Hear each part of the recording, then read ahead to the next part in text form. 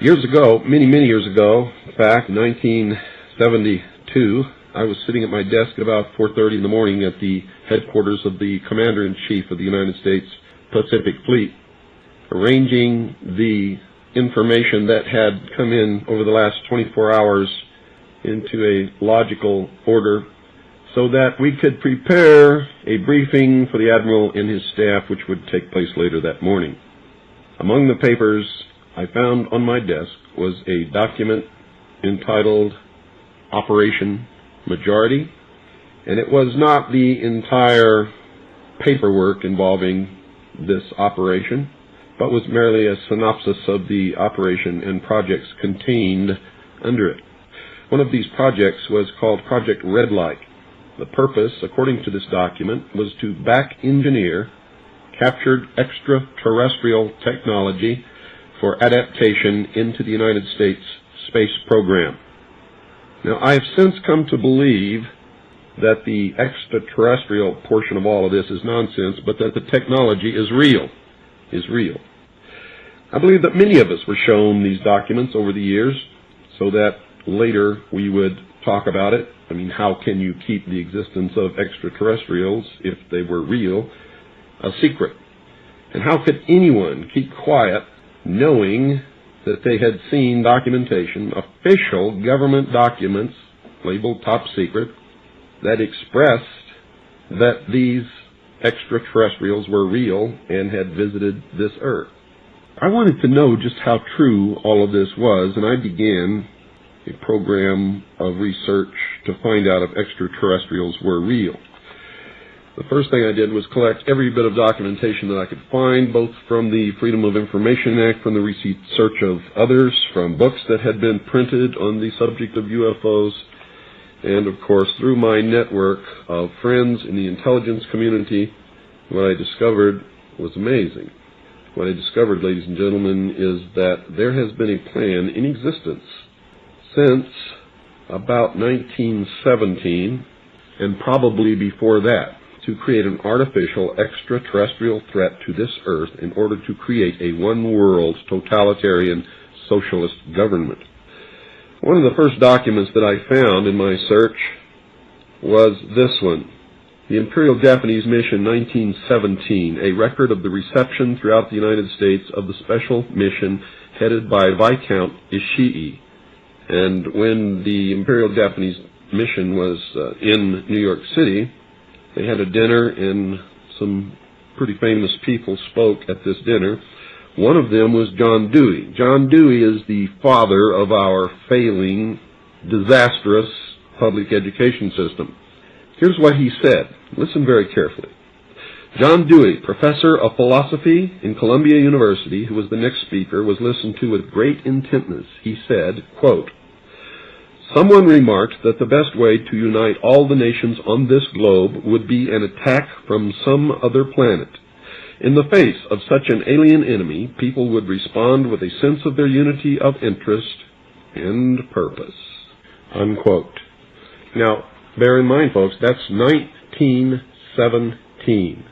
One of the next documents that I found, and I found quite a few, but one that's pretty important, is called a report from Iron Mountain, the probability and desirability of permanent peace. Now, I encourage you to find this book, wherever you can find it. I don't know where you can get it, but find it. Page 66. Credibility, in fact, lies at the heart of the problem of developing a political substitute for war. This is where the space race proposals, in many ways so well suited as economic substitutes for war, fall short. The most ambitious and unrealistic space project cannot of itself generate a believable external menace. It has been hotly argued that such a menace would offer the last best hope of peace, etc., by uniting mankind against the danger of destruction by creatures from other planets or from outer space. Experiments have been proposed to test the credibility of an out-of-our-world invasion threat. And it continues on another page. Nevertheless, an effective political substitute for war would require alternate enemies, some of which might seem equally far-fetched in the context of the current war system. It may be, for instance, that gross pollution of the environment can eventually replace the possibility of mass destruction by nuclear weapons as the principal substitute for war. Are you beginning to get the message, folks? Poisoning of the air and of the principal sources of food and water supply is already well advanced, and at first glance would seem promising in this respect. It constitutes a threat that can be dealt with only through social organization and political power. But from present indications, it will be a generation to a generation and a half before environmental pollution, however severe, will be sufficiently menacing on a global scale to offer a possible basis for a solution. However unlikely some of the possible alternate enemies we have mentioned may seem, we must emphasize that one must be found of credible quality and magnitude if a transition to peace is ever to come about without social disintegration. It is more probable, in our judgment, that such a threat will have to be invented rather than developed from unknown conditions. Ladies and gentlemen, they have created so many alternate enemies in order to bring about their one-world totalitarian socialist state that we don't know which enemy to believe is real or is false, or whether to just toss them all out on their ears. And I think that that is probably going to be the best solution. Disarmament is no accident. All of these bills in Congress to take away our weapons is no accident. The intentional environmental pollution of our lakes, rivers, streams, oceans, forests, everything is no accident, as you just heard. These things were planned many, many years ago. All the bombardment of the public with movies about flying saucers in the 50s, right after the United Nations Treaty was signed and the UN Participation Act was pushed through Congress, and all of the incidents since that have convinced the majority of the American people that flying saucers are real and extraterrestrials exist, and that flying saucers are from an extraterrestrial origin. This is being promulgated in many ways, by television commercials, in the movies, in the newspapers, by creating incidents either real or imagined. I believe, because of my research, and because of the extensive documentation that I've found and that is in my book, that this whole scenario has been created to give us an artificial alien threat from outer space. During the Reagan administration, he made 6 speeches, specifically talked about a threat from outer space by some other species from some other planet. 6, ladies and gentlemen. Why would the president repeat the same thing 6 times, tagged on to the ends of speeches by him? The speechwriters did not put that in the speech. Ronald Reagan added it himself.